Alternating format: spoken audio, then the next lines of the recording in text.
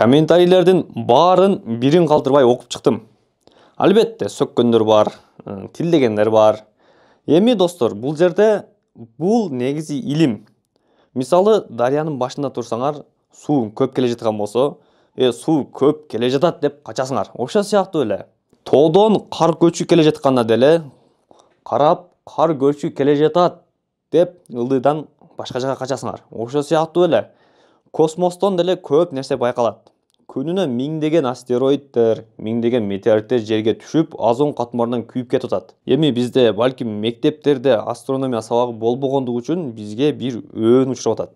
Эми билбеген нерсе ал туура эмес деген нерсе эмес. Мен силерге көп видеолорду айдап берем. Астрономия жөнүндө, IT жөнүндө, технология боюнча өзүм 10 жыл, 15 жылдан бери топтогон илимди, билимди силер менен бөлүшөм.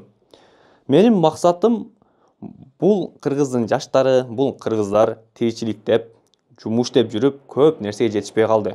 Алардын ордуна мен окудум. Мен силерге маалымат берем деп атам да.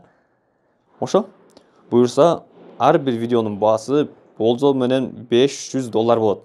Элестеткиле, ошончо чыгаша менен элибиз билим алсын, илим алып алсын деп аракет кылып атабыз.